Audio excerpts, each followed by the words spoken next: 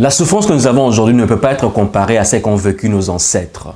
Imagine après avoir travaillé pendant longtemps, parfois 15 heures, 18 heures de travail. Ton corps est fatigué, tu es malade, tu es affamé. Mais on doit couper la main de ta fille parce que tu n'arrives plus à continuer. Imagine qu'on prend la main de ta fille, de ton fils, on coupe ça parce que toi tu es fatigué. L'histoire estime qu'entre 1890 et 1920, la République démocratique du Congo a perdu la moitié de sa population. C'est-à-dire que s'il y avait 20 millions d'habitants à l'époque, 20 millions de Congolais, il y avait 10 millions de morts. Mais après ces atrocités, leurs enfants ont compris que nous ne pouvons pas continuer comme ça. Nous ne pouvons pas laisser que ces atrocités puissent arriver jusqu'à nos enfants. Ils se sont battus, plusieurs sont morts, plusieurs se sont blessés, plusieurs ont perdu leur vie pour le Congo. Et finalement, ils ont eu la possibilité d'accéder à ce que nous appelons l'indépendance. Mais malheureusement pour nous, lorsque le colon blanc a quitté le Congo, il y a eu le gens là qu'on appelle les kapitas, donc le colon noir, le petit noir qui était tout près du blanc, qui voulait faire comme le blanc. Maintenant a eu pour la première fois l'accès à la jouissance. Il a récupéré les entreprises qu'avait laissé l'homme blanc, il a récupéré le plantation qu'avait laissé l'homme blanc. Il est devenu maintenant le petit patron. Il a cherché à être vénéré parce qu'il n'avait pas d'autre style de leadership. Il cherchait même à être vénéré par ses frères. Et nous avons introduit ce que nous appelons la culture des grands prêtres. Une personne qui veut être vénérée par les gens. Oh, boss, boss, boss, boss, boss, boss, boss. Et ce sont ces gens-là qui se sont éternisés au pouvoir jusqu'à aujourd'hui. Et quand nous parlons de pouvoir, ne regardez pas seulement au gouvernement. Ils sont à tout le niveau. Ils sont dans vos écoles, vos professeurs, ils sont dans le ministère, ils sont dans le gouvernement, ils sont partout au pays. C'est devenu une culture en fait. Et ça a créé des musiciens aujourd'hui qui peuvent chanter une chanson. Tu te poses la question, mais du début jusqu'à la fin de la musique, de la chanson, il n'y a que de noms et de noms et de noms de gens. Et parfois tu penses que ce sont des personnes importantes ou des gens qui ont quand même fait des choses importantes dans le pays. Mais non, ce sont des gens médiocres qui n'ont aucun respect pour le sacrifice de nos ancêtres, qui n'ont aucun respect pour l'homme ou la femme congolaise, qui n'ont aucun respect pour les institutions ou les lois du pays, qui n'ont aucun respect pour la ville, qui n'ont aucun respect pour les institutions, qui n'ont aucun respect pour quoi que ce soit qui concerne le Congo. Mais malheureusement, ces gens-là sont nos oncles, nos tantes, nos frères, nos cousins, nos grands frères du quartier. Pourquoi? Nous ne pouvons pas dire non. Nous ne pouvons pas dire non parce que c'est lui qui te paye les études. C'est lui qui t'a donné l'accès à ce boulot-là que tu as. C'est lui qui t'a permis de voyager, aller en Europe. Voyez un peu. Donc, nous avons décidé de taire notre dignité pour laisser donner la place à la médiocrité de prendre possession. Et c'est un virus qui a affecté le Congo à tout le niveau. Mais après le temps, nous devons comprendre que nous ne pouvons pas continuer comme ça. Nous ne pouvons pas changer un pays avec ce genre de personnes, ce genre de mentalité. Vous comprenez? Nous devons faire un shift, nous devons faire un détour.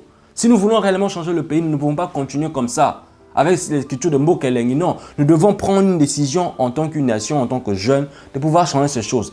Le Lumumba, quand ils ont commencé à se battre pour le Congo, c'était de jeunes gens comme toi et moi.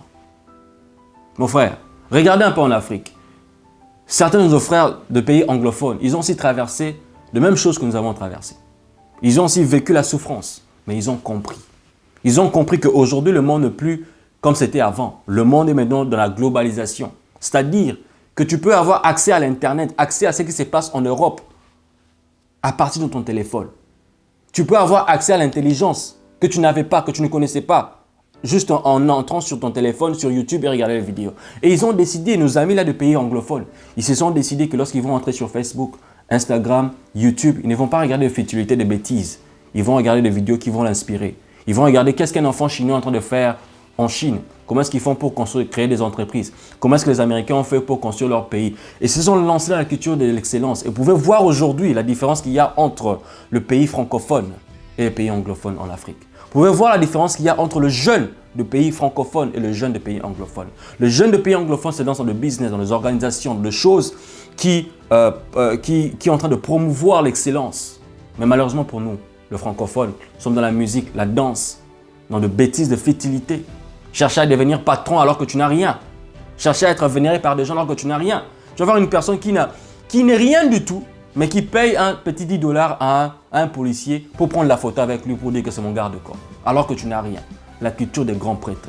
Nous devons bannir toutes ces choses-là si nous voulons réellement changer le pays. Mais parce que je ne veux pas venir ici pour juste analyser les choses, je veux venir ici parce que je veux proposer une solution. La première chose à savoir, c'est que le changement commence par l'homme. Je ne parle pas de 2 hommes, de 3 hommes ou de 5. Non, l'homme, un seul. Le changement commence par toi. Toi, la personne qui m'écoute, le changement commence par toi. Lorsque tu observes que dans ton pays, dans ta ville, les choses ne marchent pas, tu observes que c'est là le problème. Peut-être que tu poses la question, pourquoi est-ce que la ville est sale? C'est parce qu'il y a eu de Congolais, une multitude de Congolais qui ont rendu cette ville sale. Alors, qu'est-ce qu'il faut faire? Toi qui as remarqué qu'il y a un problème, le changement doit commencer par toi. Donc, admettons que tu as vu que la ville est sale. Tu prends une décision personnelle à toi. Une décision personnelle. C'est-à-dire qu'à partir d'aujourd'hui, je ne veux plus jeter des ordures dans la rue. Je ne veux plus jeter un sachet sur la route. C'est une décision personnelle.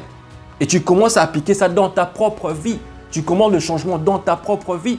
Et demain, lorsque tu vas être avec tes amis, lorsqu'ils vont essayer de jeter un petit papier sur la route, tu dis mes amis ne jetez pas. Certainement, ils vont se moquer de toi. Pourquoi? Parce que c'est ce que nous faisons d'habitude. De rigolades, de blagues bêtes, n'est-ce pas? Mais ils vont faire ça. Mais après, si tu es ferme avec ta décision, que toi tu ne le fais pas, tu auras de convertis. Tu auras de personnes qui vont décider, oh non, non, mon ami Jean-Paul n'a pas jeté le papier. En tout cas, il m'inspire. Moi aussi, à partir d'aujourd'hui, je ne veux plus jeter le papier. Donc, tu commences le changement dans ta propre vie et ensuite, tu es prêt ces changements-là dans ton entourage. Tu n'as pas besoin de venir sur Facebook ou sur YouTube ou devenir un influenceur pour faire cela. Dans ton entourage, tu commences à vivre le changement et prêcher ces changements. Et aussi, si peut-être tu vois que dans ton pays, il n'y a pas de boulot, il n'y a pas des... Au lieu de rester là en train de pleurer, le gouvernement ne nous aide pas, les gens ne nous aident pas, on n'a pas le travail.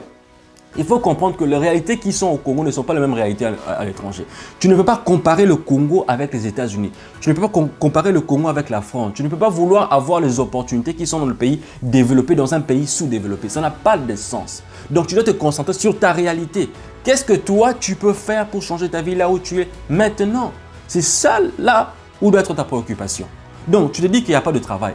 Commence un petit boulot, mumbongo comme on le dit, un petit business. Hein mon frère? Vous voulez, au début, tu commences un petit business, tu t'attends à avoir de 100 $, de 1000 $, tu veux te comparer à une personne qui vit dans un pays étranger. Non! Quand tu gagnes un 50 $ de ta souillure, sois fier de toi. Essaie de t'améliorer. Essaie d'apprendre des connaissances que tu ne connaissais pas. Essaie d'éviter des distractions et être vraiment concentré dans la connaissance que tu vas apprendre. Développe-toi. Tu commences un petit business peut-être de chaussures ou bien de vente de quoi? De mangue ou de vente de, je sais pas moi, de bananes. Concentre-toi sur ça, construis ça, économise, épargne l'argent, essaie d'améliorer ton business, lis des livres par rapport à ça, cherche des formations, cherche à côtoyer des gens qui sont dans ce genre de business. Entre sur Internet, regarde des vidéos de personnes qui font le même genre de business. Au lieu de te plaindre, de dire que non, on ne m'aide pas, on ne veut pas ceci pour moi. Non mon frère, tu ne peux pas faire des choses comme ça. Nous devons changer le pays. Lorsque tu remarques qu'il n'y a pas de travail, tu commences un petit business pour au fait survivre. Et être fier du travail que tu es en train de fournir pour changer ta vie. Et tu commences ce changement dans ta propre vie. Et tu commences à prêcher aux autres comment faire la même chose. Prêcher le changement, c'est comme ça que nous allons changer. Mais maintenant, pour concrétiser ces choses, tu dois éviter toutes sortes de distractions. Tu ne peux pas mélanger la distraction avec le travail. Tu ne peux pas mélanger ces deux choses-là. Tu ne peux pas mélanger des danses bêtes, chercher à créer de buzz sur Internet avec des blagues bêtes, avec le travail, avec le changement. Non. Ça ne marche pas ensemble. Je sais que nous avons la culture, la danse, ce n'est pas une mauvaise chose. Mais à un moment donné, lorsque le pays va mal, nous devons être sérieux. Nous devons comprendre que non, le pays ne se transforme pas par la musique, par la danse ou par le football ou par quoi que ce soit. Transforme lorsque les citoyens s'élèvent et commencent à construire le pays. Et le pays s'est construit comment? Par des entreprises, de personnes qui ont la culture de l'excellence. Et nous comptons sur vous. Nous comptons sur tous les Congolais, sur moi y compris. Nous faisons tous partie de cette génération des élites qui doivent transformer le Congo. Mais si nous sommes calmes, nous ne faisons rien, faisons que nous plaindre, qui va changer le Congo?